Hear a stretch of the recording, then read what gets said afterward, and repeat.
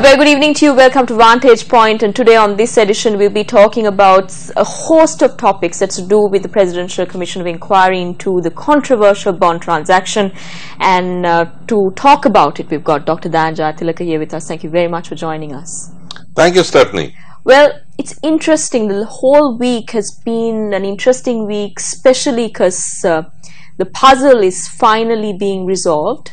We are trying to see the complete picture now, or at least it's coming about. And then we see there's been a pattern of transaction that's been taking place to and fro, from the EPF to the intermediary, which is Pan Asia Bank, and then selling them back to the EPF and buying it. And this is all happening at the expense of public money, which is the EPF. Hard-earned money by people of the country, hard-earned money for years, the toil and sweat of the people. The target is the EPF. That's where this all comes back to. What do you have to say about it? Well, firstly, there's a moral issue. I mean, a public servant works hard through his or her life and looks forward to this little nest egg, this retirement fund. And that's part of our social welfare system. The public servant pays in, the employer pays in. I mean, I had EPF and ETF myself when I was a senior lecturer at the University of Colombo. But of course, I took early retirement, so I know how that works. Now, that's important. It's like stealing coins from the tin cup of a poor person or a beggar. You don't do that. This is money that has been saved. That's all that you have for the rest of your life when you've stopped earning. I mean, it takes very, very evil people to play around, to gamble, or to steal your pension fund, your retirement fund. So that's the moral issue. But the way this is playing out, it tells me a number of things. Firstly, when I wake up every morning, I'm happy that whatever his faults, Maithripala Sirisena is president because he appointed this presidential commission on the bond issue. Of course, I know that Bandulu Gunawardena, the opposition, made a huge fuss campaign, and this is why the commission was appointed. But still, President Sirisena appointed the commission. Point two, I also wake up figuring out why, in the middle of all the problems in the country, all the unattended issues, the Prime Minister wants a new constitution very fast. Now you'll wonder, what has that got to do with the bond scam? Right. I think that before the commission reaches its inevitable conclusion about where the buck stops, that there is an attempt to take power from the executive president and to have it safely in the hands of the Prime Minister. Wasn't the constitution anyway on the table for a long time? Yes, but certainly when you've got garbage, dengue, petroleum strikes, student strikes, bond scams, low growth, and a plummeting rupee, that's not when you have a brand new constitution. You don't waste that time. You concentrate on getting your priorities right. And promises made to the UN? Well, promises made without anybody knowing about them. Promises that were said not to have been made. I mean, the foreign minister of the day, Mangala Samarveera, spoke to the parliament and said, no, we have not promised this, that and the other. But when foreigners visit, officials visit, they say, hey, you promised this, you signed up to this. Right. So there again, it's another bond scam. The entire philosophy of the government is summed up in the bond scam. It's all a scam. The constitution is a scam. But if you take the bond scam, it's like a scan. The scam is a scan of what's going on behind the scenes in the state and in the country. And who's doing what to whom. Newsfirst has been exclusively carrying the story from the start, from the very start of this controversial bond for us and your programs. Right. Yeah, you've been on this. That's right. And we found out Zulfikar Farzan, who is at the Presidential Commission. You've got a correspondent we there. have a correspondent that's there. right. TV1. He had reported recently of how the perpetual treasuries was in the center stage when it comes to selling and buying the EPF bonds, as to why perpetual treasuries was the only company that was involved, other than the only major company that was involved in buying and selling these bonds, and how the EPF was only sold to the perpetual treasuries, other than Pan Asia, the chairman of Pan Asia Bank being involved. That itself, you see the question being resolved for you, the answer being given point blank. But there has also been a bit of a delay in even concluding that he could be at fault. Yeah. Why do you think that is? The Presidential Commission of Inquiry is taking steps to resolve this matter, but then at the end of the day we see this being spiraling out of control, but then there's not been a conclusion as yet, and there's already been 70 days of inquiry. Do you think they should speed up inquiries so that this could be resolved first? Well, I think the Presidential Commission has been doing a wonderful job. And even when the opposition tried to get some propaganda mileage, the Presidential Commission reprimanded him. This Presidential Commission has been functioning in an exemplary manner. Now, I belong to the Vietnam Watergate generation. I was actually in the United States at the time when the Watergate inquiry rolled.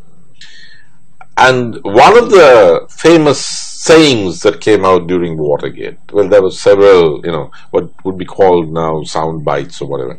One was what Deep Throat, the source, told Woodward and Bernstein, which is follow the money trail, right?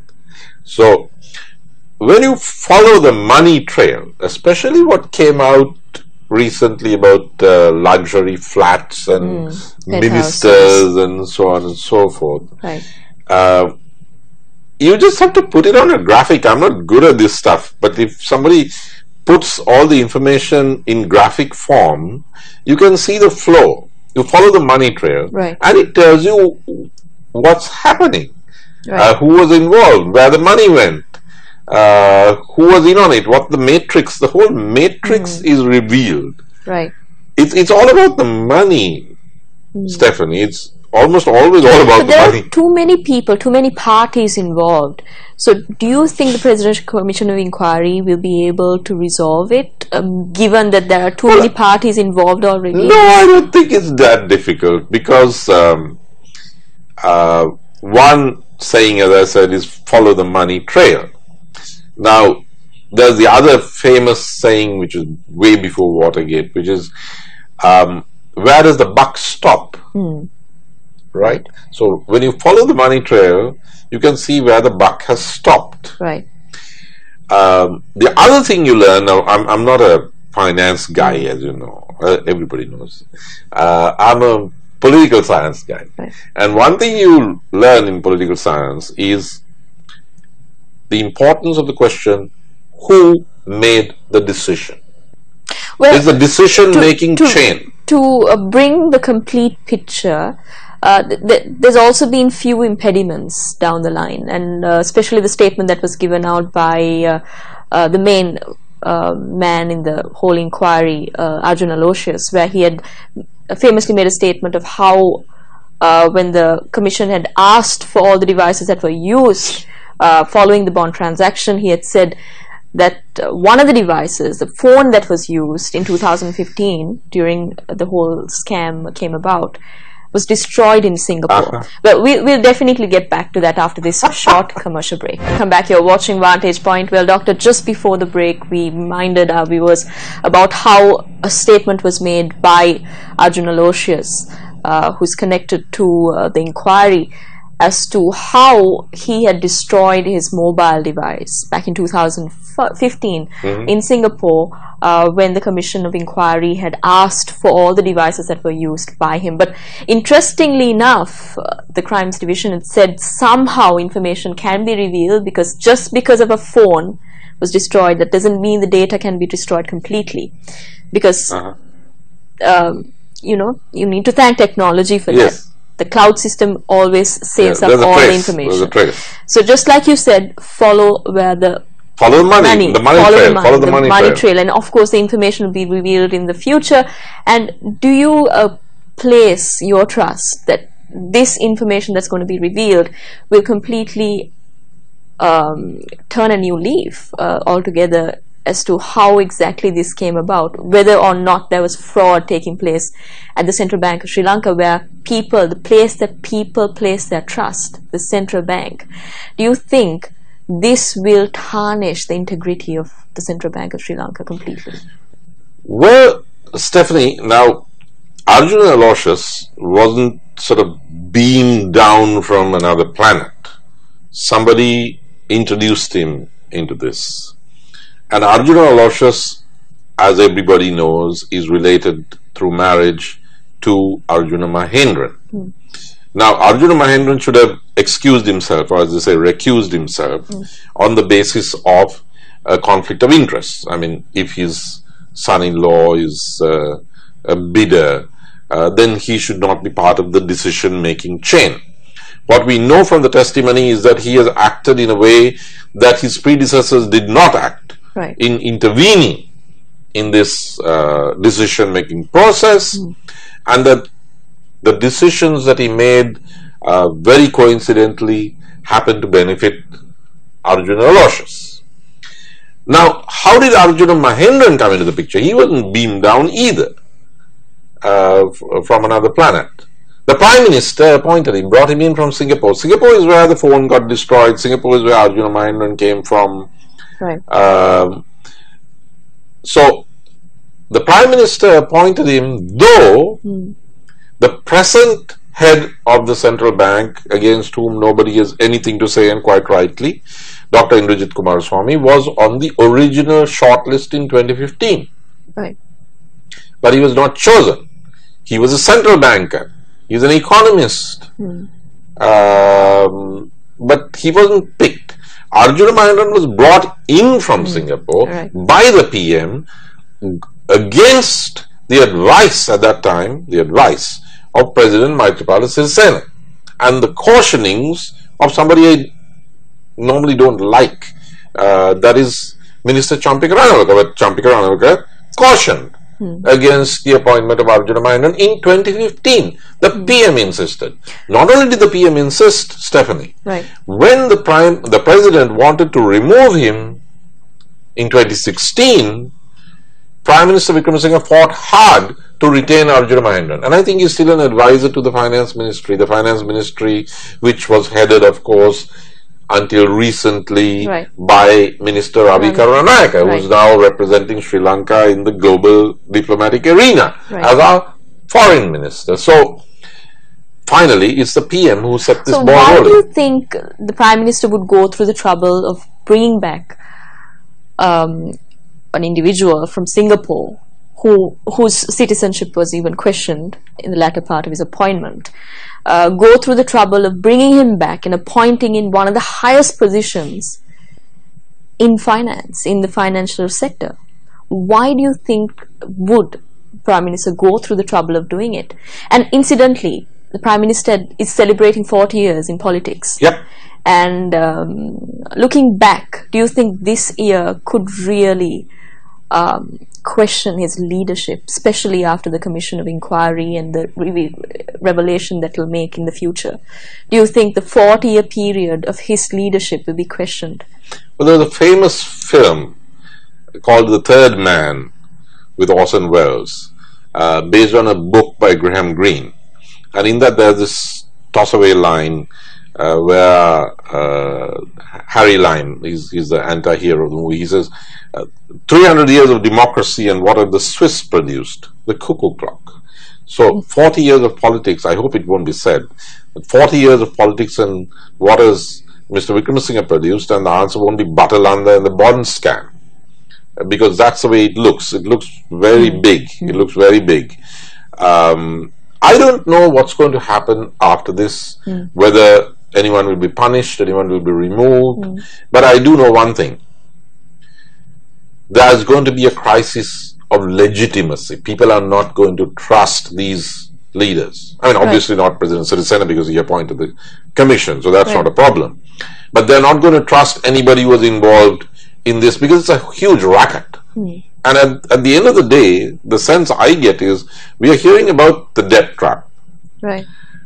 But the problem is not debt. The problem is a huge bad theft. decisions. It's a theft. It's a robbery. Right. We are still bleeding because of that. Is it just bad decisions, like a trial and error situation here, or were these deliberately done? Stephanie, when you have Dr. Indrajit Kumaraswamy, who was a PhD, I mean, he was educated at Cambridge, he was a PhD from Sussex, his family is very well known, he's at least a dual citizen of Sri Lanka, maybe just a citizen of Sri Lanka, and nobody said a word against him, and you don't appoint him. You bring in a guy who's not an economist from Singapore, where he's not even dual citizen, and therefore you can't charge him in the way that you would charge a Sri Lankan citizen. Now that's too much of a coincidence, isn't it? It's very convenient, isn't it, that he doesn't have Sri Lankan citizenship? Well, there are so many questions that we keep asking day in and day out about the financial sector, especially the financial sector and the economy of the country. We see so many different sectors going in for strike actions, demanding for things, and there seems to be no authority over it, or at least nothing that's stopping it or preventing it. We'll definitely talk about it after this short commercial break. We'll definitely bring up the strike action which was carried out recently by the Petroleum Corporation, the unions of the Petroleum Corporation, demanding that the Hambantota deal be cancelled. When we come back after this short commercial break. Come back, you're watching Vantage Point. Well, there's this famous penthouse that's involved in the whole controversy. To put a price on it, it's 167 million rupees, which was allegedly involved in the buying and selling of lease, the lease that was involved, and the lease that was used by this particular witness was asked to be destroyed by Arjun Aloysius, and this was one of the famous statements that was made at the Presidential Commission of Inquiry, and questions were raised as to why it was asked to be destroyed, the biggest reason behind it, which is yet to be revealed. But in the meantime, we see this big wig, a very famous minister, renowned, prominent minister in the present government, being involved in this scandal. So this is a mini scandal between the scandal within the scandal. Yeah. And then we see this penthouse being sold to this minister, which was later found out to be part of a company which the minister was a director for, and his wife. It's very interesting how things are just rolling out, and almost like the puzzle is being resolved, like I mentioned earlier in the program. So do you think the present government will take action if these ministers who allegedly being involved in this mini scandal, if the names come out, do you think that legal measures will be taken against them, or even being resigned? Well, the names are out, aren't they? I mean, every night on television, you keep, I mean, names I didn't know existed. I now know the names. I've seen the faces of wives of ministers, and I know about their school friends and things you didn't know before. Just because a transaction is being taken place between two prominent personalities, does that really mean it's a fraud? Because Stephanie, I mean, look, if I happen to be, say, the Minister of Finance, propriety alone dictates that I don't have anything to do with people who are involved in matters that my ministry is connected with, or my sphere of activity has anything to do with. Right. There's a clear conflict of interest, and especially when somebody's a bidder, his name is known, he's a bit of a colorful or controversial character.